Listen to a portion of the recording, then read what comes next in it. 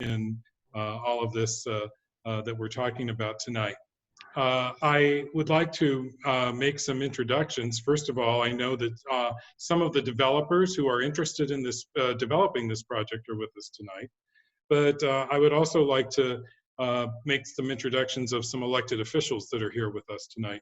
Our friend Joe Simidian, Supervisor Joe Simidian, is with us this evening, as well as council members Anita Inander, Lynette Liang, and our mayor, Mayor Nisa Flieger. So welcome to all of you. I'm glad of your interest in this project as well. We also have our new acting city manager, Brad Kilger, is here with us tonight as well. So let's go ahead and get started with our next slide, please, and we'll go on from there. This is our agenda for tonight. We're going to do the introductions, which we've already done. Then we're going to have John Biggs from the City of Los Altos. He's our Community Development Director here in the city. He will be one of our presenters. We'll also have from the County of Santa Clara, the Office of Supportive Housing, that my staff and I work very closely with at Community Services Agency. Consuelo Hernandez, who's the director, and Andrew Barnes is the Senior Housing Development Officer. We've already introduced the electeds that we know of that are here, but if you're an elected and I did not introduce you, I apologize. If you could identify yourself by either sending a message to me or at some point introduce yourself, that would be great. And then from here, we'll go on to site presentation and a schedule, and then we'll get into some public comments. And to start off the public comments, we'll start off with some frequently asked questions that come up anytime there's a new housing project about. So unless there's any other questions just on the agenda itself, and I will look for raised hands, or does this program do raised hands? It looks like it does. It does. It does. Great. So if there are any questions, please raise your hand at any time. But let's go on and move on to our site presentation and schedule. Thank you, Tom, for that wonderful introduction. Good evening, everybody. Consuelo Hernandez, the Director for the Office of Supportive Housing. Before we get into a description of the site, we wanted to provide some background about how we arrived here today. So what you have before you is just a timeline of the activity or the actions that have happened over the last year and a half. This is our first community engagement with you as a community. We wanted to get out here early. We have had to adjust some of our interactions and stakeholder discussions because of COVID, and hoping that we are able to have some level of interactive discussion today. We will be hosting a second meeting in February, which you're welcome to attend. It will essentially be the same meeting. My charge in the Office of Supportive Housing over the last 5 years has been to expand and develop the production of affordable housing from the lowest income levels at 30% AMI. So for a household of 4, if you can imagine, somewhere around the neighborhood of $40,000 or so a year, to those that are considered middle income or moderate income households earning about 120%. And for a family of 4, that's closer to $120,000 a year.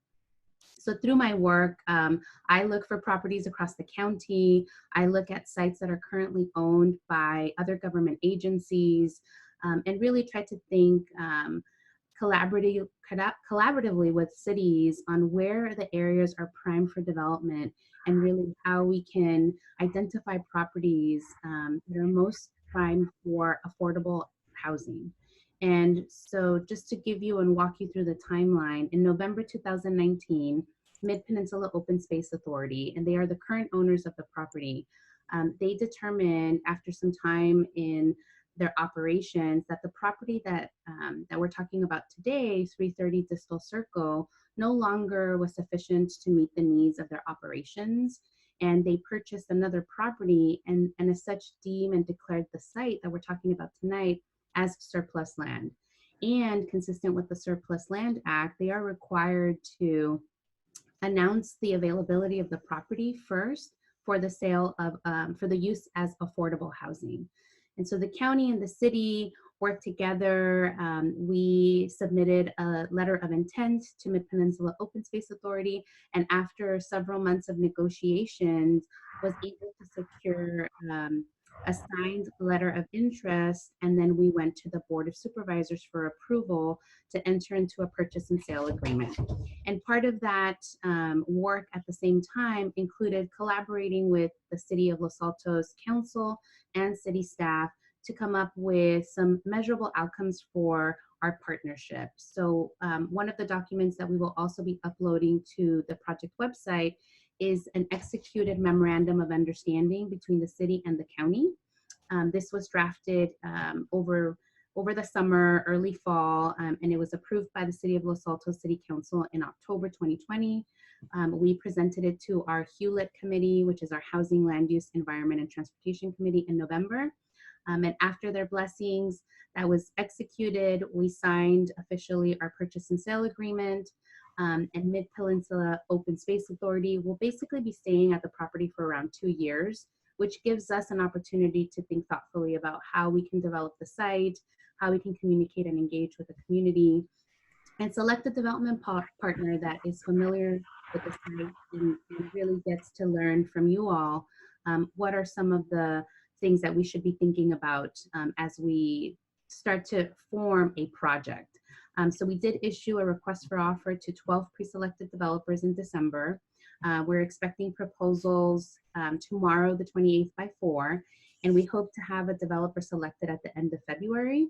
We will be providing the developers with any feedback you give us today and during the next meeting, and excited to be here in Los Altos. We have a strong partnership with the city in terms of our community development block grant, and very much looking forward to working in Los Altos. And with that, I will hand it over to John.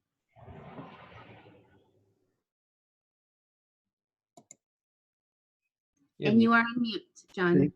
Thank you, Consuelo and Tom, for the introductions. Good evening, everyone. I'm John Biggs with the Los Altos Community Development Department, and I have some information regarding the property itself that I wanted to share with you all.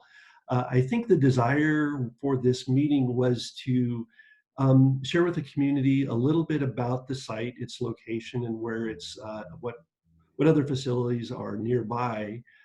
But more importantly, I think it was important to get that information out in front of the community before we actually had a project on the drawing board, so that you had an opportunity to share with us and share with other members of the community your thoughts and concerns and the hopes and desires for the site and what might take place there in the future. This is a little bit different process than I think other projects have gone through in Los Altos, where we've had community meetings, but the community comes forward and looks at a set of drawings or a project that's already been put on the drawing board. So tonight's a little bit different, and we're really looking forward to the information that you're willing to share, and hoping to hear some good questions from everyone. This is an aerial view of the site. It's at 330 Distel Avenue, as you're all aware, or excuse me, Distel Circle, as you're all aware. It's near the El Camino Real, and Distel Circle wraps from the El Camino Real and ties in with Distel Avenue. It is surrounded by other commercial properties. Go to the next slide. You get a sense there of what the existing building looks like. And as Consuelo mentioned, this is the current home office of the Mid-Peninsula Regional Open Space District. And behind this property are more commercial office spaces. To the one side of the property is other office spaces. Across the street is office. And to the right of this photograph is a restaurant. There is one corner of the property, it would be the southwest corner of the property, that is very near to a residential property and the residential neighborhood. And if we can go to the next slide, that'll give you a sense of how close this site is to the single family residential area. All of the area that you see here in red, and we've got an arrow pointing to the project site, is zone CT, or commercial thoroughfare, which is a commercial slash residential district along the El Camino Real here in the city of Los Altos. The purple areas are zoning designated as office spaces, And then the yellow areas are the single-family residential neighborhoods.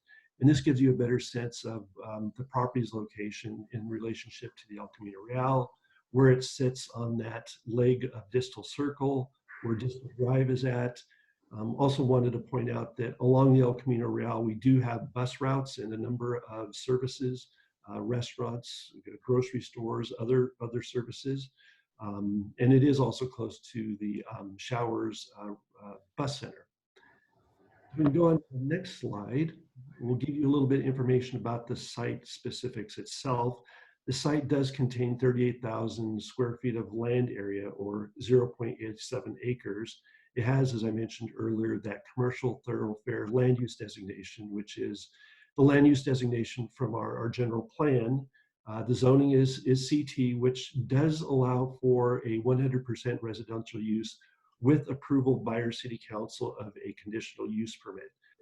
Residential units are not a by right type of use that is permitted in the zone district, but through the they can be permitted, as have other 100% residential projects that have recently been approved in the city of Los Altos along the El Camino Real. The density of the site is 38 dwelling units per acre. And I wanted to talk a little bit about that because one of the thoughts for the development of this site was that it could be up to 90 dwelling units. And I've received some questions over time about how do we get to 90 dwelling units on a site that is less than an acre and has a density of 38 dwelling units per acre. And the way we get there is a process through a set of regulations called the Density Bonus Ordinance regulations.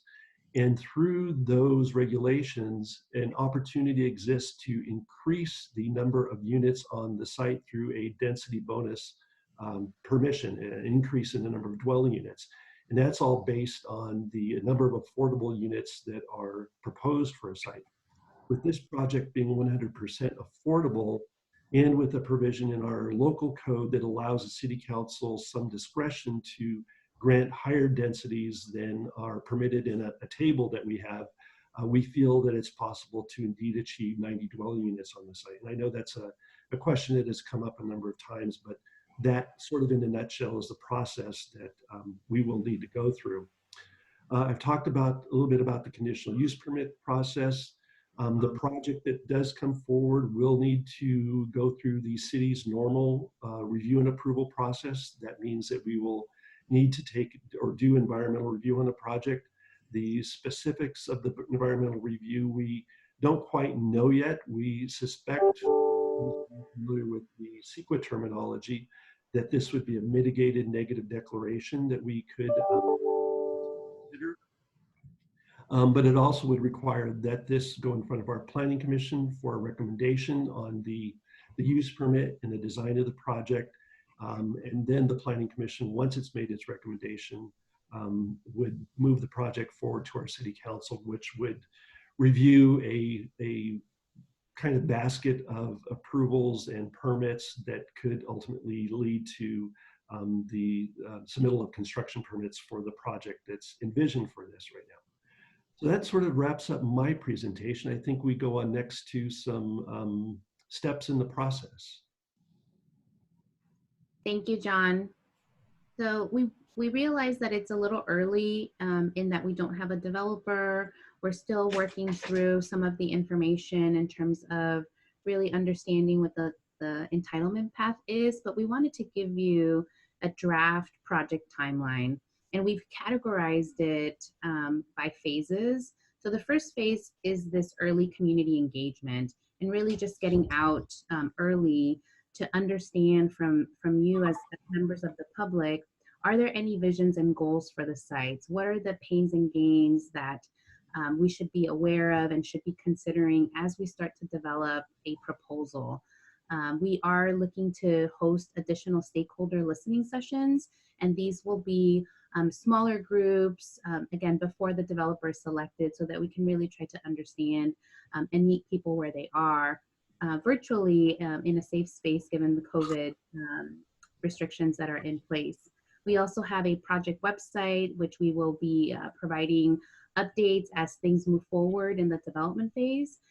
For instance, tonight after the questions that we get from you and that we receive at the next community meeting, we will be developing a frequently asked questions document that we will post on the website in addition to this presentation that we're sharing with you tonight. The next phase is the developer selection, which I mentioned earlier.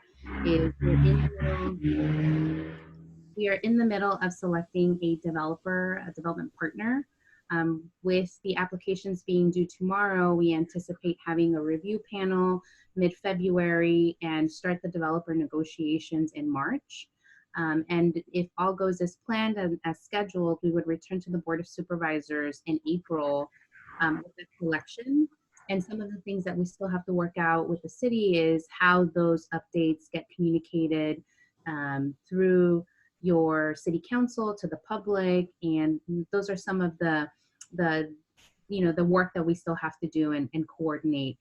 We are very committed to meeting weekly. Our team, the county team, meets with the city team at least for 30 minutes every week, every Thursday, and we go over any items that we need to cover, and we're committed to maintaining that through the course of this project. So if you ever have a question, at the end we have a link for you on who you can contact, and the team will get back to you. So once we have that developer selected, things really start moving in terms of coming back to the community at large about a conceptual drawing or conceptual plans. And as John mentioned, this is typically the time that you're more familiar with seeing community engagement start, which is really reflecting on and giving opinions, if you will, on the plans that are presented by the developers. So we are assuming that that will take place sometime in the summer. The earliest happening in July, but again, a lot of that is contingent on whether we meet the targets with the developer selection. In July, we also hope to host a community meeting or official community meeting number 3, at which point, hopefully, if we are able to meet in person, would lend itself to a more interactive discussion, doing some exercises. We're very cognizant and sensitive to architectural placement of the building and making sure that we have those conversations with the community. We're also thinking that it might be great to go to the Planning Commission with a study session to get early feedback and then provide for a space for additional community meetings. Next slide, please. Thank you, Guido. And if our plans go as I've mentioned, we and our development partner is awarded in April, and we are successfully able to get to the community in July and August, we would work towards submitting a formal application to the city of Los Altos through our development partner in September. And that would kick off the review, which typically takes about 3 or 4 months, depending on how well the submittal is prepared and how connected we are. And then moving on from there, the Planning Commission would be projected to start January, February 2022, with City Council public hearings happening March 2022. And then from there, moving on to the next phase and final, which is building permits and construction. Again, a lot of this assumes that we meet the targets that I mentioned earlier. We would file for the building permit in May. We would work with the developer to submit a tax credit application, and that's part of the financing in June 2022, and hopefully get to a place where we can start construction in December of 2022. And with that, I will turn it back over to Tom. Great. Thank you very much, Consuela, and thank you, John. Appreciate it. To kick us off and to kind of get things going, we did have a few discussion questions that would start us off, and we could get some answers to, and then we could move on to, if your questions are not answered here, we can move on and do raise hands. So let's start. How do I, whoops, my questions just went away. Oh, I didn't know you wanted, okay, sorry. I didn't know you wanted to keep it on. I'm sorry. In order for me to see the raise hands, I need to unshare, so. Oh, okay. Well, let's go through these questions real quick, and then you can unshare. How's that sound? Okay, sounds good. Great. Okay. How do I, as a member of the public, give input into this process? And I think that's probably a question for both the county and the city. Consuela, do you want to start, and then we can ask the city to pipe in? Sure, thank you, Tom. From the county's perspective, Andrew Barnes is going to be our project manager, and we can provide his email address either through the chat, Andrew, if you want to share your email address and phone number. If you have questions about the project or the county's process, he would be your primary point of contact. Great. And from the city, John, who's the primary contact? Well, the primary contacts, we're going to have two at the City of Los Altos. It'll be myself and Guido Persiconi, our Planning Services Manager. And you can reach us either at our email addresses that are available on links online. But we have also established a website for this project. And I think what we're going to be doing is establishing an interested parties list where people will be able to send us their phone number, their address, their email address, so we can begin collecting those and be ready to notify them and send out information as the project goes through the process. Great, thank you. Who currently owns the site? Well, you mentioned that earlier, Peninsula Open Space Trust, correct? That's correct, Tom. Okay, very good. Well, thank you. What makes this a good site for housing? I mean, it seems obvious being close to El Camino Real and close to the commercial corridor there on El Camino, but are there other things that make this a good site for housing? And Consuelo, you're unmuted. I'll let you go first, but then, John, you may have something to say about that from the city. Thank you, Tom. Whenever we look at from the county's perspective, and I should mention to you all that my background is in land use entitlement review, and I have a tendency of thinking and focusing on the process and what might get approved or what might be, get through the actual process of being constructed. And so really what we look at are several points that make it eligible for financing. But really, like if we think about as members of the public, where would I want to live? That's kind of where we start. It's proximity to transit. It's proximity to services. It's proximity to health and clinics and centers. Those are all factors that we use to determine what makes a site a good site. Part of our analysis includes, for instance, documenting how far the closest Caltrain station is, or VTA stop, or local. Some cities have local shuttles. So we take all of that into consideration. And if we had a metric or a score, this site does very well from that perspective. From a financing perspective, it scores very well with tax credits. And really, I think the fact that it's so close in proximity to two cities, it's an area that the county is particularly interested in developing, and that makes it very, very appealing. John? Yeah, I have some ideas. I think, in addition to the size of the site, the geometries of the site, the frontage that it has on a street that make access to the site, one, good for housing. I also think that the availability of the site is, one of the key things about this.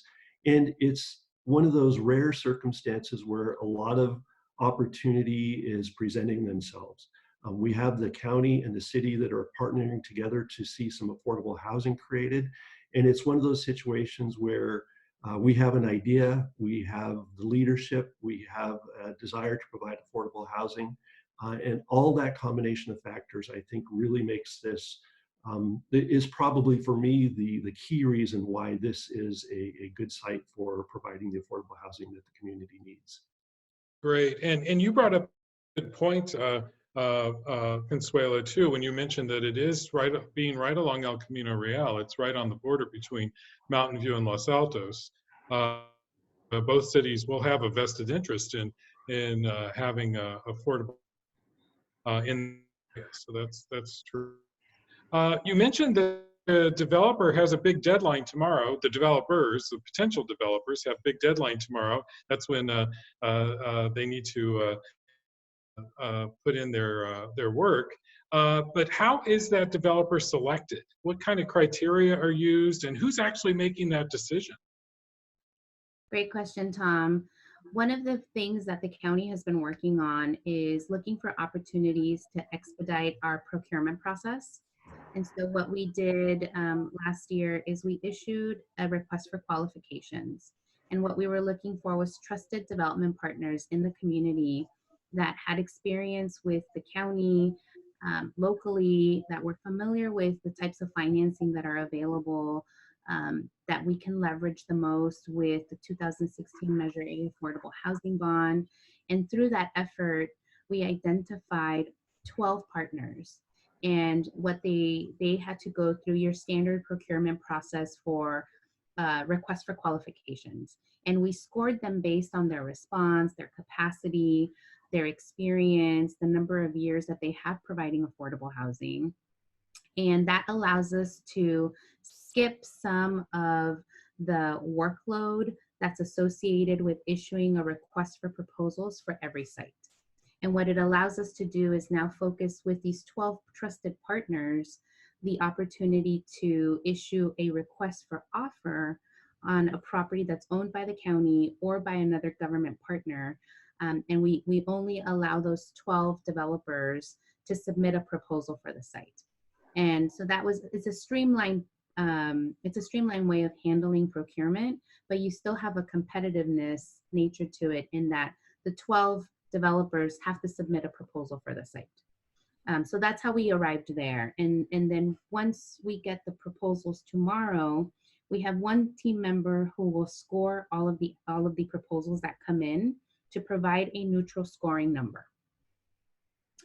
And then we have a panel of 4, 2 representatives from the city of Los Altos, 2 representatives from the county team. One is part of our real estate team, and the other is Andrew Barnes, who's here with us today. And then they will serve as the panel that will look, and they will develop their own score for the proposals that come in. They will determine if they need to interview the developers that submitted a proposal, or if there are more than 5, they will narrow that down and only interview those that they feel provided the best response. So that panel will then render a recommendation to me as the director of the office. And if I concur with their recommendation, then I will present that to our county administration and then work through the process of making that recommendation concurrently to the City of Los Altos City Council and to our Board of Supervisors. Great. That's a very detailed process, and that's very informative. Thank you. And you said that Andrew's going to be on that panel from the county. Do we know who's going to be on that panel of 4 from the city yet? I'm expecting to be on the panel, and it's possible that Guido Persiconi, our planning services manager, will be on the panel as well. Great, thank you. So how much control you've mentioned the Los Altos City Council is one of the approving bodies, and the County Board of Supervisors is one of the approving bodies. How much control does each of those have? How much control will our actual local city council have? Well, the City of Los Altos is going to be the lead agency and take the project through the review and approval process. And there's a number of steps in that process, all of which lead to a hearing in front of our City Council. So the City Council will have ultimate say over the development applications that are needed for the project, the conditional use permit, design review application, and the environmental review that is conducted on the project. So from a city processing standpoint, they are going to have that final ability to make the call on either approving the project or referring it back to the affordable housing developer to make modifications to get it to a stage where it is at a point where they're comfortable in approving it. Great. All right, thank you. And then will there be zoning exceptions required for this project? I believe that there will be a need for some zoning exceptions. As I mentioned earlier, we would expect this project to go through a density bonus application or review, along with the additional units that a developer can get through that density bonus process. They can get some exceptions to our site development standards, our setback requirements from property lines, some parking requirements. And what we have experienced in Los Altos with some other projects that have included affordable housing is that there's a need to get an exception to our height limit. In this particular zone district, the height limit is 45 feet. In the way we have our density bonus regulations formatted, we have what we call an online menu, which gives an opportunity to the developer to increase the height on the property to 56 feet, which would be one additional floor. And we found that that additional floor is usually sufficient to provide the space needed to accommodate all the units in a development that receive an increase in the number of units for the site or that density bonus. Great. Thank you, John. Okay, so we know that once a developer is selected, the property's got ready to go, that there's several, a long period of time for entitlements that need to happen whenever you have a development that goes on. How soon do you think that, they'll actually start construction on this? Great question, Tom. I think I will start by saying that our goal, assuming that we are able to meet all of our targets, that we would start construction in December 2022. That seems really a good period of time. I know that sometimes these things can take a lot longer than that. So that seems very, very good. So December 2022. So a little less than 2 years from now. If someone was interested in seeing what other affordable housing developments look like in the area, where can they go? Is there a map of affordable housing developments? Is there some way that they can get a list of places they can go take a look at? I know that there's several all around us that people don't even know are affordable housing developments, which is a very good thing. Do you know how can people look and find these places? Yes, we will share in the chat, and then we will also share on the website a link to a map that the county hosts on its website showing all of the affordable projects that have either been funded with the 2016 Measure A Affordable Housing Bond or other developments that we have funded in the past. And then there's a way to click on the link and it takes you to the project's website. The other thing that we will be offering in the summer is some virtual tours of existing affordable development sites. We're planning for the assumption that we probably will not be able to provide tours like we normally have during Affordable Housing Week, where we coordinate with SV at Home and provide a bus and kind of take people on a tour. So we are going to have to improvise and provide a virtual tour, if you will. And we hope to have a date selected in the next month so that we can post that on the website. And Consuelo, will these be developments here locally in the northern part of Santa Clara County? Yes, we will focus the map. The way that the map works, it's interactive and you can actually focus on North County.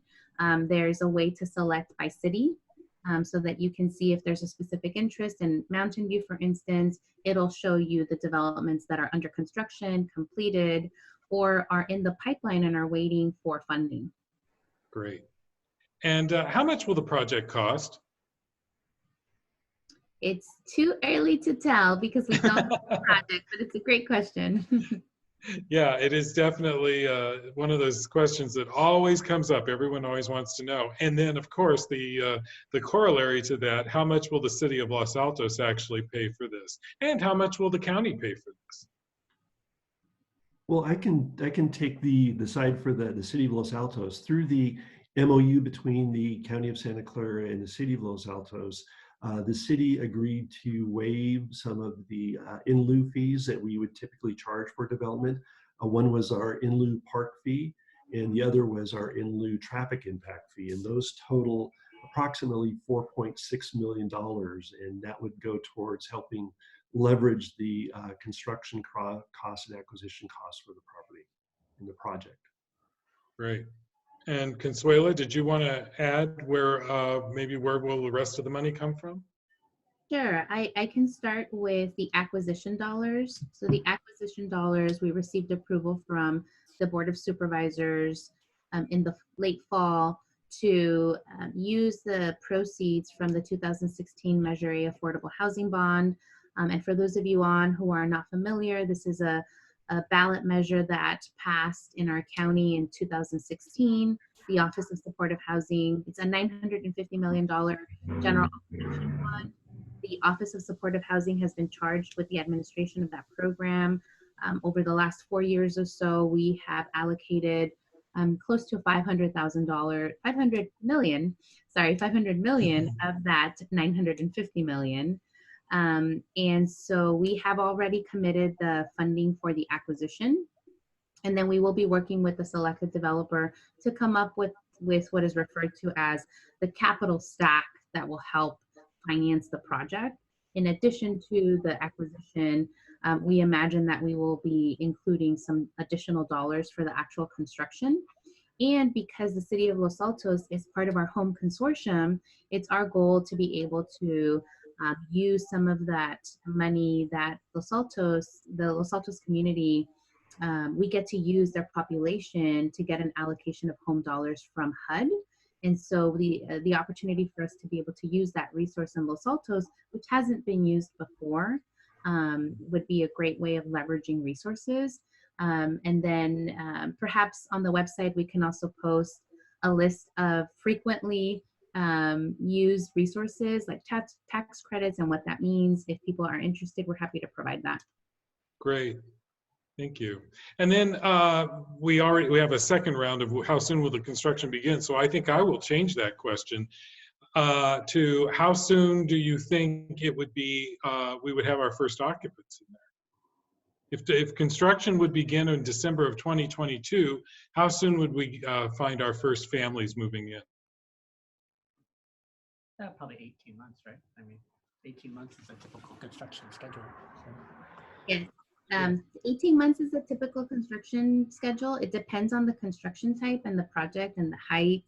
So if we're looking at a type 5 wood frame construction, that typically moves quicker. If we're looking at something that includes a podium, which is, a different construction material, concrete or different, a type 1 is what we refer to it, and then you have wood construction on top, that takes a little bit longer. From a conservative perspective, we like to use 24 months. So assuming that 24 months is our target, then we would probably be seeing families moving in January 2025. Great. All right. Well, thank you. That's a good start on the frequently asked questions. Maybe we can move now, and Guido, if you want to go ahead and stop sharing, and we can move to the folks that are raising their hands and find out who would like to ask some questions on this. Okay. Let me unmute Sam. Sam, you've been unmuted. Okay, thanks, Guido. What's the benefit for the affordable housing for the city of Los Altos? How many units or credits will the city of Los Altos have? And how are the residents selected? That sounds like a question. The first part is for John. The second part sounds like it's for Consuelo. Thank you, Tom, and thank you, Sam. The affordable units would be counted towards our RENA numbers, and it depends on the actual approval date, whether we get them credited towards the current housing unit cycle or a future housing unit cycle. And the benefit to the city is that it does have, it is making progress towards providing affordable housing in line with the state's goals and the city's own goals that are reflected in our housing element. And its goals. So we don't have to share them with the county or anybody else. Correct. The city would get the credit for those housing units that are constructed within the city limits. Thanks, John. And Consuela, or do you or Andrew want to talk about how the families would be selected who would be moving in? Sure, I can take that question. Thank you, Tom, and thank you, Sam, for that question. We would work with our developer once they're selected to come up with a marketing plan. It's one of the requirements of the county, of the financing structure, that they develop a strategy in terms of how they're going to target the different AMI levels, depending on how, like as I mentioned, we're really early, but once we come up with development and we have income levels, that will really shape how the marketing plan works. And it's something that we can bring back to the community and share what that strategy will look like. But will there be a benefit or a limitation to where people come from? In other words, residents of Los Altos, would they have priority in that? We are looking at the city's below market rate policies to see how those can be used and leveraged at this property. There is some discussion at the regional level regarding this kind of live-work preference. We are in the middle of this report that HUD required 4 years ago. It's affirmatively furthering fair housing. And because Los Altos is part of the Community Development Block Grant in Urban County, they are covered under the county strategy. So what we're trying to do is develop a regional strategy to focus our affordable housing development opportunities for those that live now, so that we can avoid displacement. Great, thank you. Yeah. Great. I see we have a question in the chat from Donna Polis. Hi, Donna. How are you? And Donna's question is, will Section 8 recipients be able to apply for occupancy? Yes, there's no discrimination. You have to, for fair housing, you can't exclude people that have Section 8 vouchers from applying. Great, thank you. And good question, Donna. Thank you for the question. All right. Let me see. It looks like we have one from Kelsey Barnes. Hi. So I just want to start by thanking the county for moving forward with this project. It sounds really promising. I think this is an ideal location for affordable housing. I'll share that my background, I'm a psychologist. I previously worked at the VA with a program called HUD-VASH. And we really struggled in that program to find housing units to use the HUD-VASH vouchers at for veterans.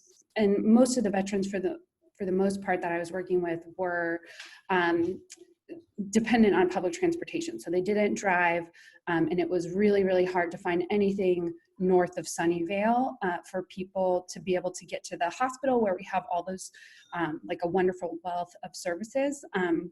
So one suggestion that I would have is, in terms of like a stakeholder group, would be veterans. And I hope that the county is going to be working with VASH in terms of, I think this would be a great place for set-asides for HUD-VASH units.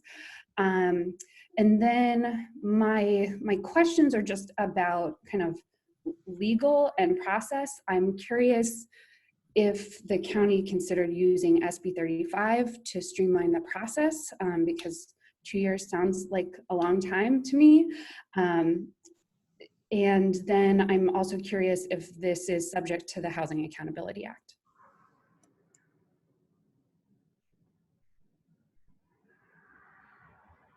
Does someone want to take that? Thank you, Kelsey. I hope the following is not inappropriate, but I think we maybe heard you at the City of Mountain View City Council meeting last night that Tom and I were participating in. Thank you for speaking up about that project as well. Yes, happy to. Maybe I will take the first attempt at responding, John, and if you want to chime in. First, thank you for flagging the possible stakeholder group. We do maintain a relationship with our local VA in the distribution of VASH vouchers, and have several projects, including one on El Camino that has 25 units for VASH recipients. So we'll be happy to connect with our contacts at the VA to see if they're interested in being part of the discussion. They usually like to come in a little later, but I'm happy to connect with them. And then the second part of your question was more related to an SB 35 application. And I think, John, if you want to take that, Otherwise, Kelsey, as I mentioned, once we have a developer on board, those are the types of things that we would be exploring naturally with the city's coaching. Thank you, Consuelo, and thank you, Kelsey. It is a little early to tell what type of approvals this project could apply for or comply with. So we would be working closely with the county and their selected developer to make sure that if they do want to take a particular route, that that the project does complete and comply with those requirements. Great, thank you, John. And yeah, I apologize for saying Kelsey Barnes. I noticed that it says Kelsey Baines on here. I finally put on my reading glasses. Speaking of reading glasses, we have a couple more questions coming in on the chat from Patrick. What kind of units can be built for this density? Would they be studios, single bedrooms? What kind of units are we talking about?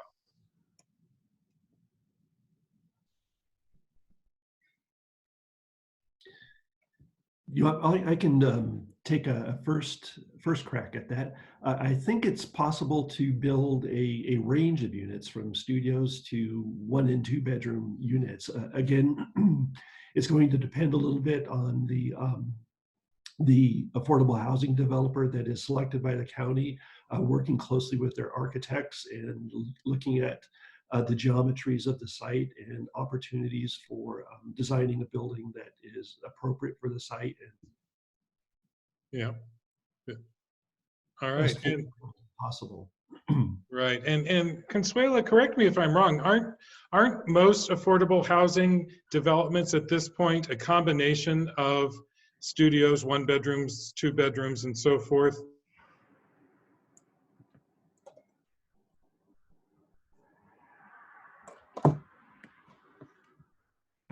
Tom These froze are up. all 1 bedroom buildings are out of the norm, aren't they? Oh, I think we lost Consuelo. uh-oh. Okay. Here, but I've been involved in a few other affordable housing projects, and that has been the norm. There was one project that we did include some 3-bedroom units because there was a desire to make housing affordable for some larger families, and in that particular case, it worked out really well. Certainly not the majority of units were 3-bedroom, but there were a few in there. But again, the majority were either studio, 1-bedroom, or 2-bedroom units. Very good. Donna has another question. Will there be any supportive services on site? I don't think that's been identified yet, right?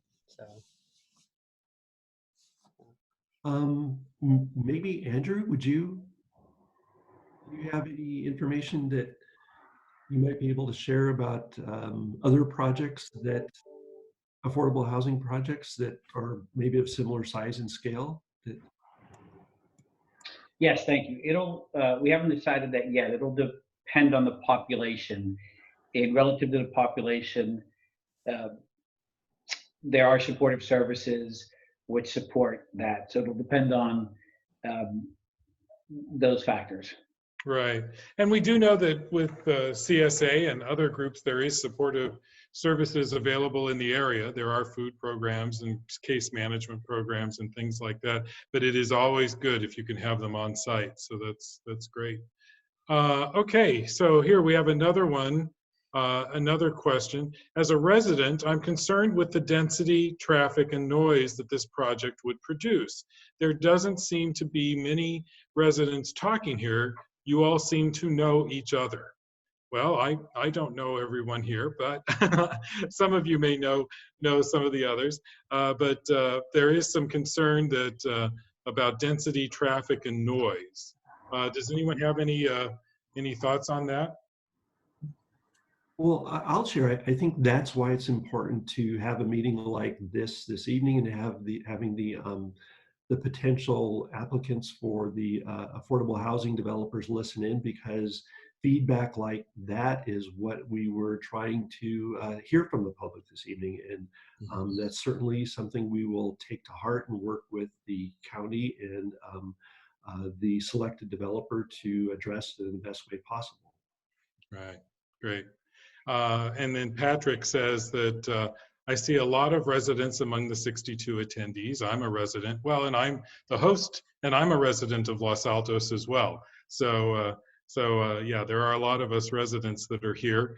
But as you said, John, this is actually a great time for people to air their concerns. And people have very legitimate concerns around what is going on in their town, whether it's going to be too dense or too big or too small or whatever. Those are all very, very legitimate concerns.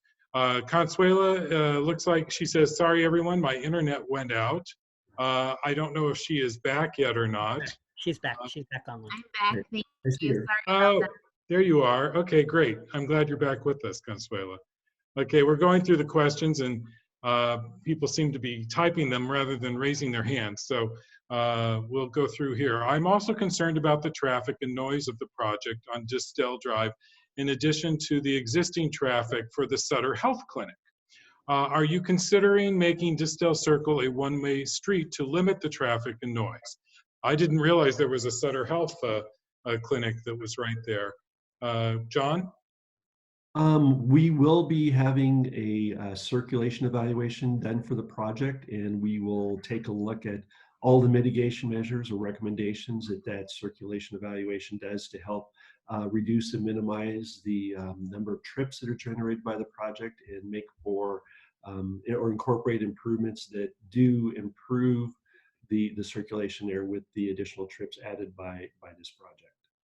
Great. And then let's go over to, we have a hand up, Roberta. Yes, hi, can you hear me? Yes, ma'am. Oh, hi. Roberta, No, go ahead. I know that the city is, going to waive the park and lieu fees. And I am concerned that these families, who we definitely want, and I'm in support of the project, but that we do have, recreation area, green space, that we treat this like it's part of Los Altos. And so I just want to, thank you, John. I see you're taking a note on that, because I think that, we're all concerned about air quality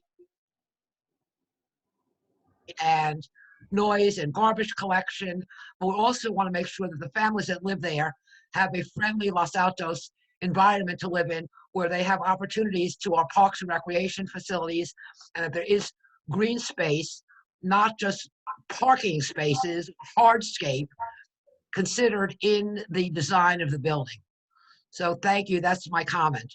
Great, thank you, Roberta. That's a great comment, because I think that's something that all of us are concerned about, is making sure that the environment is comfortable for the families that will be moving in to become our neighbors, and as well that it fits in with what Los Altos is all about, which is having a good green space. John, do you want to comment on that? Yeah, I think that's an excellent point, Roberta. We do have some minimum standards for both common and private open space in this particular zone district, but I think given that we would expect there to be a number of families that are living here, we will want to take into consideration making sure that there is adequate open space and play areas for the families that are there. And I think, again, hearing a comment like that at this stage in the process is important and very helpful, because it helps us in thinking about the future and how best to have a project designed for the site that provides for those needs. Yeah, I think it's also good that the developers are on and hearing that as well, which is great, or potential developers. Let me see. Another one here from John. Will this go forward under SB 330? What is the plan to address the inevitable parking shortfall? How to address impact of height, traffic, parking on the surrounding residential community? John? Well, again, it's early in the process, and so these the points that you bring up are good points for us to be thinking about as we see the project designed, and as we go through the review process, to be mindful of ways to mitigate or minimize those types of impacts. I will say that there are a number of options for a developer to pursue in terms of on-site parking. We have the standard city parking requirements, but then through the density bonus process, there are another set of parking requirements.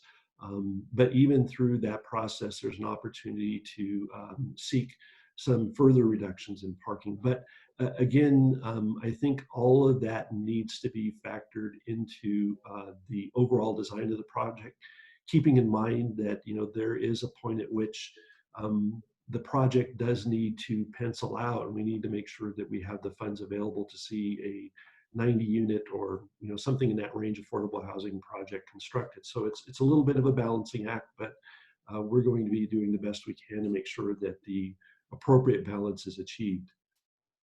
Great. And speaking of balance, one of the questions is around maximum and minimum number of units. Is 90 units the maximum number of units? And Daphne asks, what is the minimum number of units?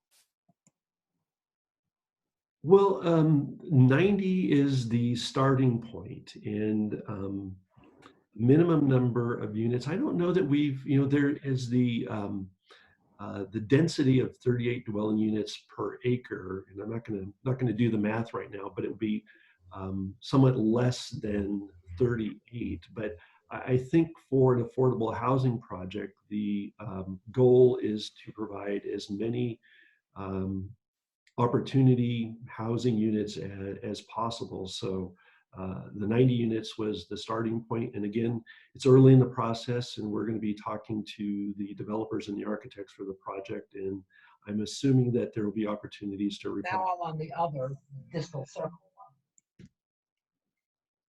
Hello? Oh, okay. All right. Then we had a question here from Omar. What studies or assessments are conducted prior to approving such projects to better understand the impact on the environment? You know, additional potential tax assessments on Los Altos residents, et cetera. What kind of studies are usually done on these kinds of projects?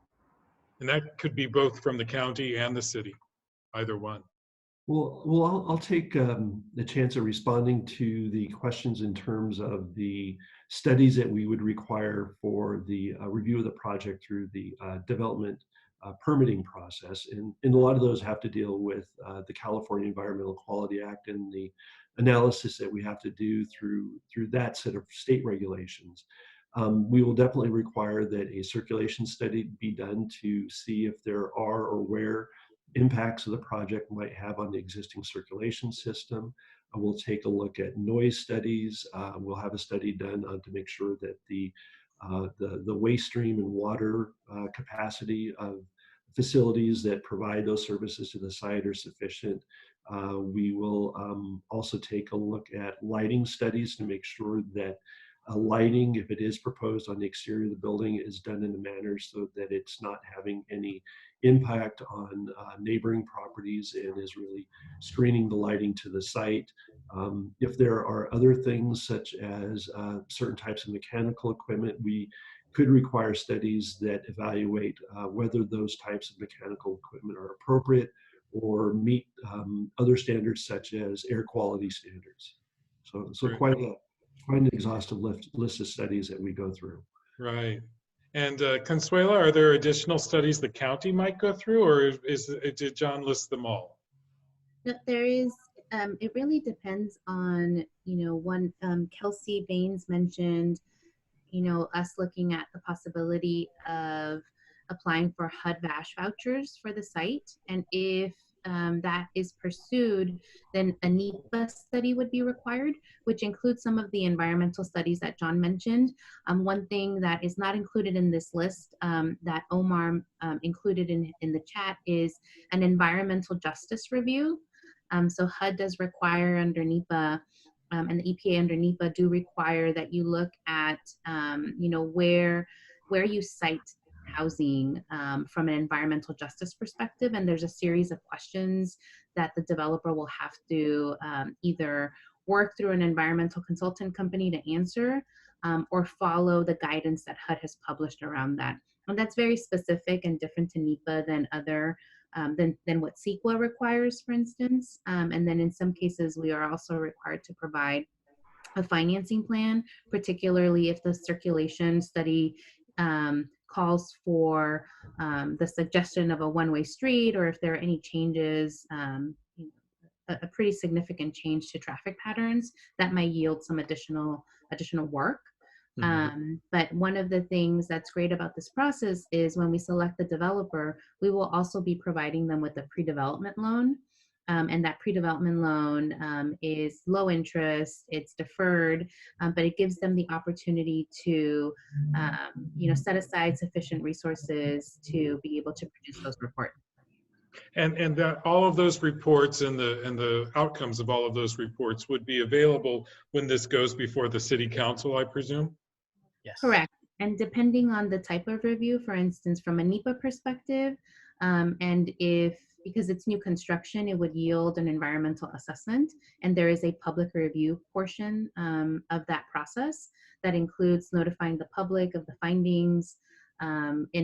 The comment period depends on the findings from the studies. So I can't speak to the timing right now, but at a minimum, it's 15 days, 15 days for public review. Great, thank you. Kelsey came up with another question here, or actually more, it's a comment. Targeting a disabled population or a population that can't drive will help to minimize the parking demand. This is actually a great location for living without a car. And that's one of the prime location positives about this location is the fact that it's so near El Camino Real and a transportation corridor. Anyone have any thoughts on targeting populations that don't drive? Again, that probably depends on the developer, correct? Yes. Correct. Great. From Karen, can anyone speak to any of the issues with any existing low-income housing projects that you might be looking to take into consideration with this project? Any issues with projects perhaps in the area that might give us some guidance on this project? Not that I'm aware of, Tom, but I think I'm John. I'm not sure if you want to try to take that, if there's any specific site in Los Altos that maybe I'm just not aware of. There's no 100% affordable housing site in Los Altos. The affordable housing that we do have is part of and is very much looks like the market rate housing that's there. I have been involved in affordable housing projects in other agencies, and we have, at least in the agencies that I have worked in, we have not experienced any issues with the affordable housing that is there. They're well managed, and they are. I'm sure, as you'll discover when you look at the maps that Consuelo is going to provide, they look much like and perform much like all of the market rate housing that is available out there. And I would be hard pressed to point out the difference or pick, an affordable housing project from a market rate project. Great. We have a written, and people seem to like to write their questions here. So this one's from John. Will this project be exempt from property taxes or get special treatment for property tax assessment? The way to maximize the number of units is some combination of making them small and or increasing building height. Are we potentially looking at a 7 to 10 story building? I can take that question, Tom, if it's okay. Because we are looking at an affordable housing development that will target AMI levels that are at 80% of the area median income or lower, the development will qualify for a welfare exemption, is what it's referred to in the tax code, which means that they get a reduced rate on property taxes. But I will mention that the county will be owning the site and ground leasing it to the developer. And so the welfare exemption does get a little tricky in that as the county, we are exempt from paying taxes, and then the developer is required to pay some portion of taxes because there is, when they have a long-term ground lease, there is a sense of fee interest in the property that they have to pay, but it's minimal. And that doesn't necessarily yield, or there's no correlation between that and the building height. The correlation is between the AMI levels that will qualify them for the welfare exemption. Right. Okay. Good. Thank you.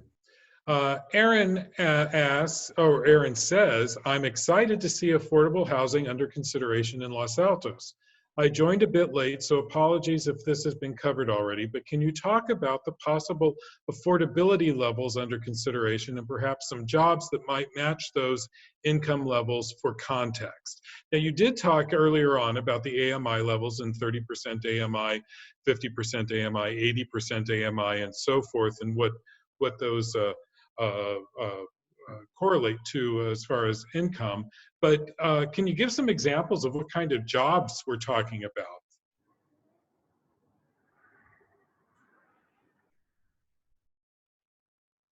about? Okay, I'll speak to that a little bit. I think one of the things that we find at Community Services Agency is we are a service Sorry, provider. everybody, my internet is a bit unstable because of the weather. I hope you can hear me. Yes. Yes, we can hear you. Oh, now you're frozen again. Perhaps I can enter the response in the chat. Okay, go ahead. And I was just going to talk about the fact that oftentimes what we're talking about when we're talking about these AMI levels, because we deal with those every day at Community Services Agency, and we're talking about people who work in a variety of jobs that may not be as high paying as some of the other jobs, and therefore we're talking about people who work in stores or in shops, people who work in schools, people who do all kinds of work in the service sector as well. So jobs that maybe in other communities might be able to qualify for market rate housing, but in this environment don't necessarily. And so that's the kinds of income levels that we're talking about. But that's a good question there, Aaron. From Patrick, let me see. Aaron, the project is, okay. He's actually talking a little bit about that. Let's go down. Fabio, the location is very far from the train station, though, and that's actually a good point. If you, it's very close to El Camino. It's not necessarily close to the train station, but the closest train station would probably be the San Antonio station. Is that correct? That's my recollection, but I do believe that with the bus routes on El Camino Real and the transit station at Showers, that there are connections between this area and downtown Castroville. So people, or not Castroville, but downtown Mountain View on Castro Street, thinking of home. I think there are opportunities for transit to get to the train stations at San Antonio and in downtown Mountain View. Great, thank you. Roberta has another question.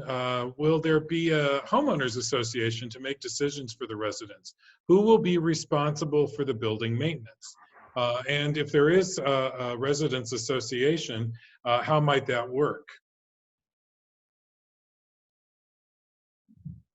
Well, I would rely a little bit on Consuelo, but looks like she may be having some internet problems. So Andrew can help me out here, but I think it's a little early at this stage to determine or say what type of management would be there and responsible for the housing units at this site. I don't know if it would be an HOA, for example, or some other form of management. Andrew, oftentimes there's a resident association, and a lot of times it depends on the population that ends up living there too, right? True. Andrew, Yeah, else to... that's correct. And there will be a property management company, that agency that works in the populations like this, that will be engaged to be full-time property management on the site. Okay. Very good. And then John came back with another question. The second half of my question, the second half of my question wasn't answered. The way to maximize the number of units is some combination of making them small and or increasing building height. Are we potentially looking at a 7 to 10 story building? I can take that one, Tom. I don't believe so. I did some back of the envelope types of calculations, and I believe that 90 units can be accommodated within a 5-story building. And I mentioned the density bonus ordinance earlier, and the incentives or concessions. And that additional 11 feet that you could get through concessions per our code would get you the 5th story. And I'm pretty confident that that would provide a building that's sufficient to accommodate 90 units. So I don't anticipate a 8 or 10 story building. Okay, great, thank you. And then Karen has another question here.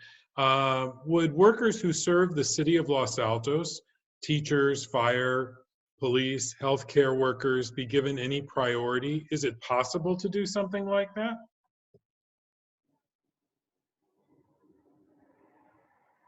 I'm going to defer to the county on that one. Yeah, that's a county question. It's a little bit dependent on funding. Right. That's correct. And as the funding starts to come together in the populations, that all gets taken into account. And it has a lot to do with the AMI levels as well. Some, depending on the depth of affordability, it naturally can price out some of the folks that are in public service or in safety as well. So it's a balance between the AMI levels and where these folks come in. But to the extent that there are people that are in the AMI levels, certainly it's open to whomever, relative to what the final plan is for the project and the marketing plan and the developer we select. Great, thank you, Andrew. And we'll look forward to hearing more about that. As we all know, we want to keep our service workers close by if we can. Very important. Salim has his hand raised. Can we unmute Salim and have his question? Sure. He's already unmuted. Okay. I have the power myself, yeah. I'm Salim. I've spent most of my life in Los Altos, but unfortunately because housing is unaffordable in Los Altos, I've had to move out this year. And I think we absolutely need as much affordable housing as we can get. I remember my teachers would have to commute like hours to get to Los Altos High School. And that was just commonplace. And I'm sure the same is true for a lot of our service workers too. So partly I just want to make a comment that, you know, I really hope we build as much affordable housing as we can. Affordable housing can change lives. And then the other thing I'd like to ask the county is, what can the city do to be a good partner and ensure that 90 units gets built? Hi, Tom. It's Consuelo. I'm back. I hope you can hear me now. Yes, Consuelo, you're there. You're a phone number now. Yes, sorry. I think this will be easier. Apologies, everybody. I did hear that last question. Great question. I think that the city of Los Altos has been an amazing partner thus far. I think they've, really stepped up to the table to be present, to answer our questions, to co-host this meeting. I think taking the initiative and steps to memorialize our commitment through a memorandum of understanding just shows to the county, from a staff level, from an elected level, the commitment to make an affordable housing development work in Los Altos. I hope that answers your question. Great. Thank you. Great, thank you, Consuelo. Let me see, it looks like we had one more question that just came in the chat. How many 5-story residential buildings does Los Altos have? How would the height impact the surrounding single-family homes? John, do you know how many 5-story buildings there are in Los Altos? Right now there is one. We do have a number of 5-story buildings have been entitled but have not been built yet. And to address impacts on the single-family dwelling, there's several ways of doing that. One is to, when the plan for the project is being developed, to provide greater setbacks on the first level from property lines, and then to step back the upper portions of the building from the lower levels so that it does provide for more light and air onto the residential neighborhoods.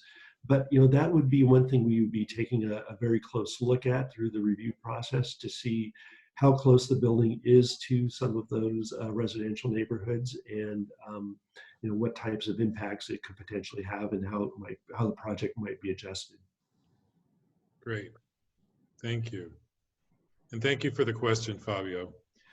I don't see any other questions. I'm going to ask very quickly if anyone from the city or the county would like to make any comments.